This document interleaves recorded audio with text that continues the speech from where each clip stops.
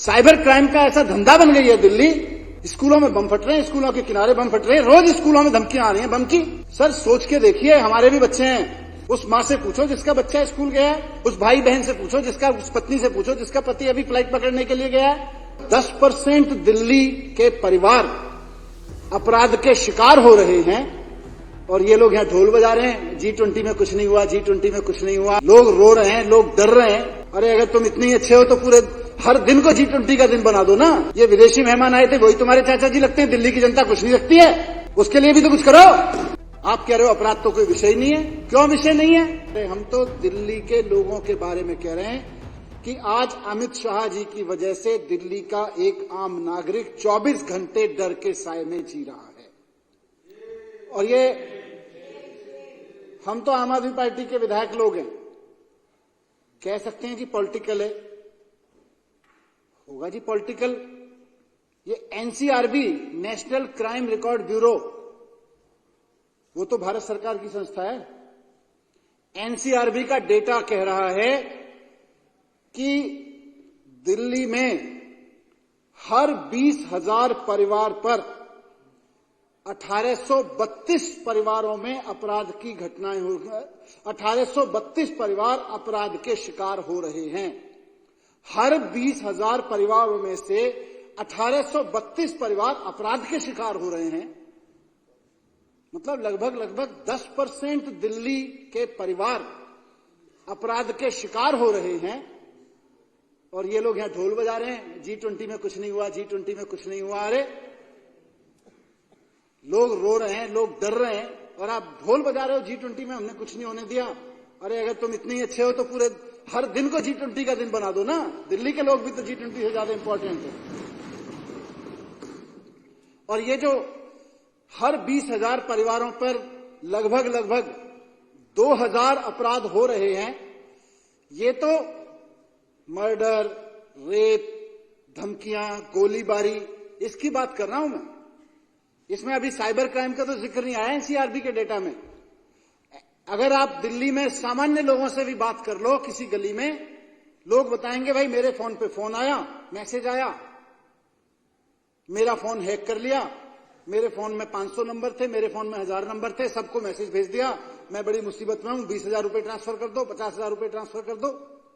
सरकारी अधिकारियों से लेके प्राइवेट कंपनी में, गली में रह रहे आदमी से लेके सबके पास फोन आ रहे हैं और सबके नाम से जा रहे हैं। साइबर क्राइम का ऐसा धंधा बन गई है दिल्ली। और जब 1,000 लोगों के पास मैसेज जाता है, किसी को लगता है कि कोई मुसीबत में होगा मेरा, 10, 15, 20,000 रुपए ट्रांसफर कर देता है। भावना जी के साथ हो गया। मेरी एक साथी है, मेरे साथ काम करती है, कल वो मुझे बता रही थी, हालत इसलिए नहीं है कि उसके फोन में 10-15 हजार फोन है, पुराने समय से चले आ रहे हैं, सबके पास मैसेज भेज दिया, 50,000 रुपए ट्रांसफर करा दो। अब 10,000 में से कुछ लोगों ने करा भी दिए कि हो सकता है भाई मुसीबत में हो।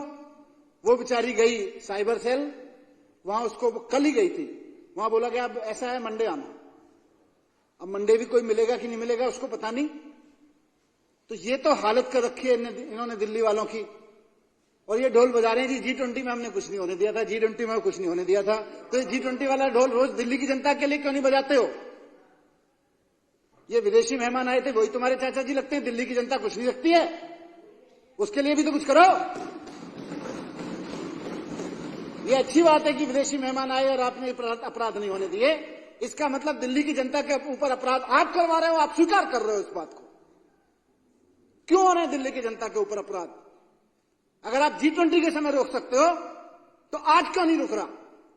कल क्यों नहीं रुक रहा? कल क्यों नहीं रुकेगा? इसका मतलब आप शामिल हो अपराधों में। इसका मतलब गुंडे पाल रखे हैं आपने। इसका मतलब आप रेप करा रहे हो। तो इसका मतलब ये तो स्वीकृति है कि देखो हमने G20 में नहीं होने दिया था और अब हम रोज करा रहे हैं। इसका मतलब ये भी है। क्यों करा रहे हो भाई?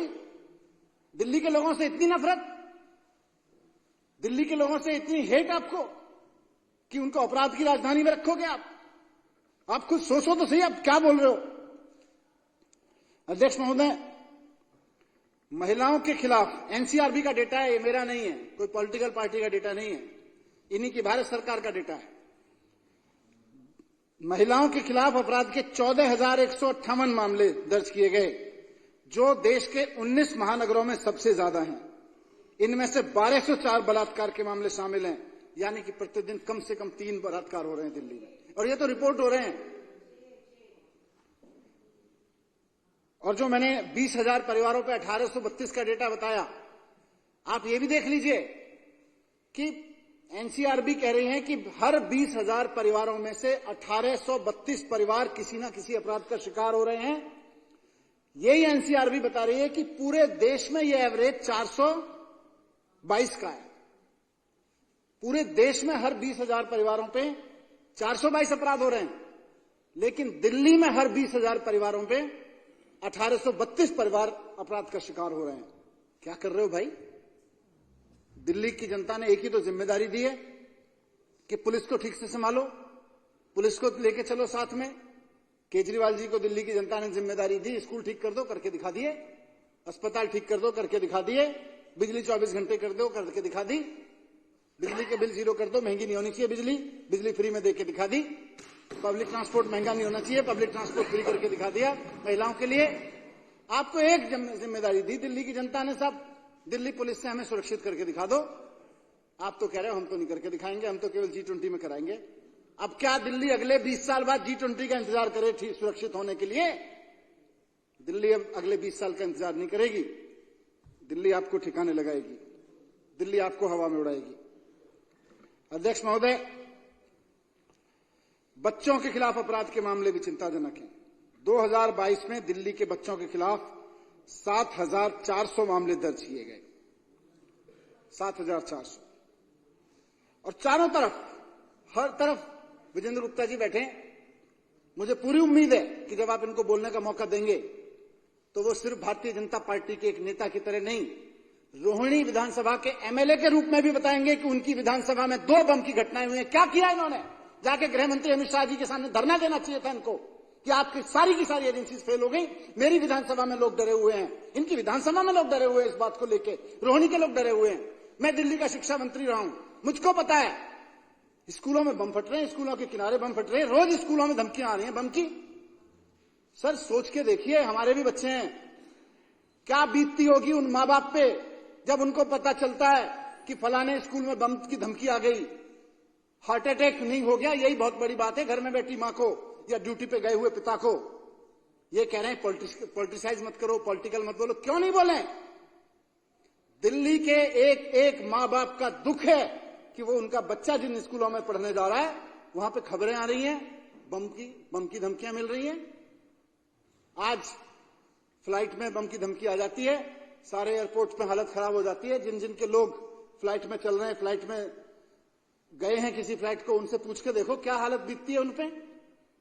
आपके लिए तो खबर होगी वो, लेकिन उनके लिए सोचो ना, जिनके लोग किसी फ्लाइट को पकड़ने एयरपोर्ट पे गए हुए हैं, क्या बीतती होगी उनपे।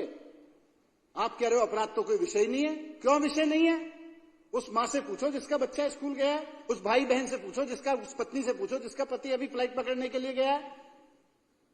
आप बम ब्लास्ट करा रहे हैं दिल्ली में और आपको कह रहे हैं हमें पता ही नहीं है। महीने के अंदर अंदर 2 बम ब्लास्ट हो गए। क्या कर रही है आपकी एजेंसी? इससे बड़ा फेलियर तो अब तक नहीं देखा मैंने। मैं पत्रकार भी रहा हूं, राजनीति में भी रहा हूं, सामाजिक जीवन में रहा हूं। दिल्ली में इससे बुरी हालत कभी नहीं देखी। हम लोग सुनते थे कि शूट आउट एट लोखंडवाला, बड़ा फिल्मी नाम लगता था दूर से देखने में। आज तो जिस दिल्ली में देख रहे हैं हम, जिस दिल्ली में हम बैठे हैं, उसमें रोज खबर आ रही है shoot out at Kabir Nagar, shoot out at Rohini, shoot out at Paschim Vihar, shoot out at Narayana, shoot out at Meerabagh, shoot out at Jyoti Nagar, shoot out at Sonia Vihar, shoot out at hotel, shoot out at restaurant, shoot out at car showroom. हर जगह shoot out ही हो रहे हैं। नवंबर के पहले हफ्ते में अखबार पढ़ रहा था मैं एक दिन, डर लगा मुझे भी दिल्ली में देख के। 9 नवंबर की अखबार की रिपोर्ट थी कि पिछले 10 दिन में शूट आउट की 7 घटनाएं हुई हैं इसी महीने में, जिस महीने में हम बात कर रहे हैं। दिल्ली में शूट आउट की 7 घटनाएं हुई हैं। ये अमित शाह जी ने दिल्ली को शूट आउट राजधानी बना दिया है। शूट आउट एट लोखंडवाला की जगह इतने सारे मैंने नाम पढ़े। हर जगह से हम कहीं ना कहीं सुन रहे हैं कि shoot out at this, shoot out at this, shoot out at this. Delhi के हर कॉलोनी, हर मोहल्ले से खबरें आ रही हैं।